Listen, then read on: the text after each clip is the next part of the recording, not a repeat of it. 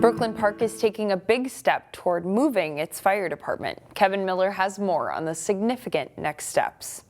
Brooklyn Park Fire Chief Sean Conway says the department needs a new home. There was studies done in 2016 and 2020 to look at revitalizing this site and keeping the fire station here. But unfortunately, this just is no longer a good model.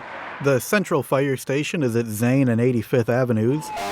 According to Conway, it's not ideal for traffic. You could see that there is some challenges with our apparatus leaving this intersection because it's so close to the light here, but there's no preemptive warning signal to tell any of the traffic flow, either east or west, that fire trucks will be entering that street. The city believes there's a good spot to rebuild just down the street. The old library building is nearby on Zane. The city plans to tear down the library and use the site for a new fire station. Conway says it's better for traffic and a better use of the land. That also is safer for all the vehicles. They can see the trucks coming. It's a great opportunity for us to revitalize that parcel. The city council accepted a $1 million bond from the state to redesign the station. Conway expects it to be bigger, modern, and have a regional training center. We see a need within our greater community to support that, not just within the city of Brooklyn Park. They hope to start construction in 2024, but until then,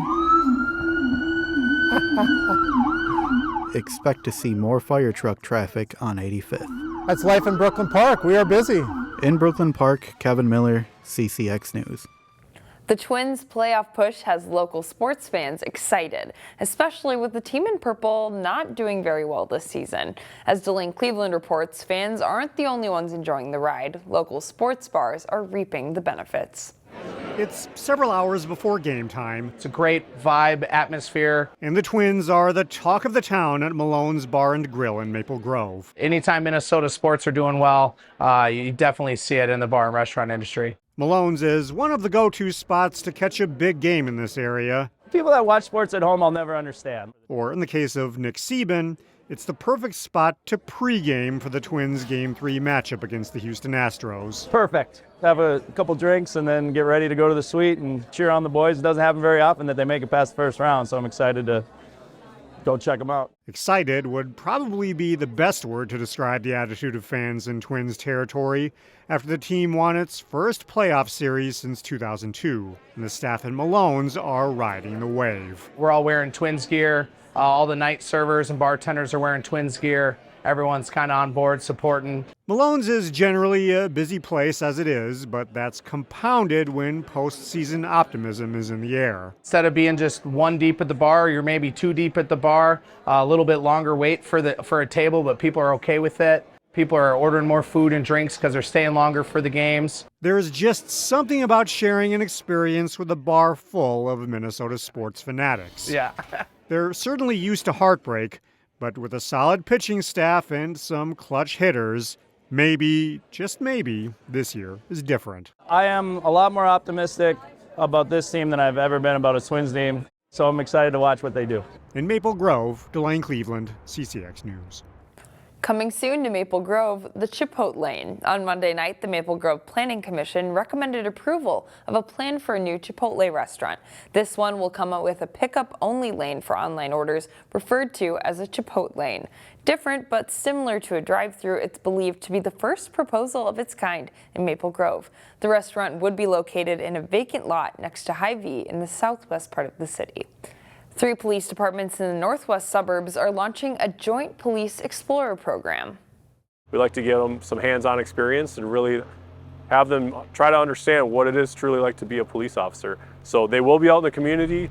Crystal, Robbinsdale, and New Hope Police are partnering for that program. It's open to anyone age 14 to 20 who's interested in learning more about law enforcement. Participants get training on a variety of law enforcement scenarios like traffic stops, witness interviews, and emergency first aid. Police hope that effort helps recruit future officers.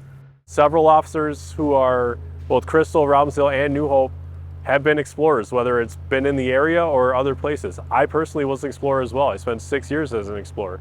So, and I can tell you, I wouldn't be where I am if it wasn't for the program. The West Metro Police Explorers have their first meeting at 6 in the evening on Monday, October 16th at the Crystal Police Department. Happening now, a way to help keep your neighbors warm this winter. The annual Winter Warm-Up Coat Drive is underway. Donation bins are taking all new or gently used sizes. You can drop it off at a number of locations in the Northwest Metro, including the Robbinsdale Police Department. Robbinsdale Captain John Elder says as temperatures drop, the need for coats becomes great. So vast, absolutely. Quite often we will receive calls for people that are outside and not dressed for the weather. The drive runs through November 30th. Elder says the coats will go to the Salvation Army for Justin Morneau's coat drive and will be distributed to those who need it.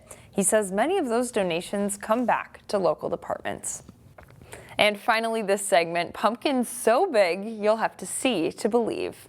What we have here is the fruits of our labor for the summer. Those looking to avoid a long drive to pumpkin fields for their fall family photos have a more convenient option in Golden Valley. Lisa Gemlow and her husband Chris decided to create a fall-themed selfie stop in the front yard of their neighborhood on Kelly Drive. Anybody can come by. It's been fun to watch little kids. I'm told that my neighbors have done it at least 4 times because their little girl wants to come and do it each time. Residents in this neighborhood have been holding a friendly competition growing pumpkins for over 30 years. This year's winning pumpkin weighed in at more than 1,000 pounds. The Gemlows plan to keep their display up through Halloween.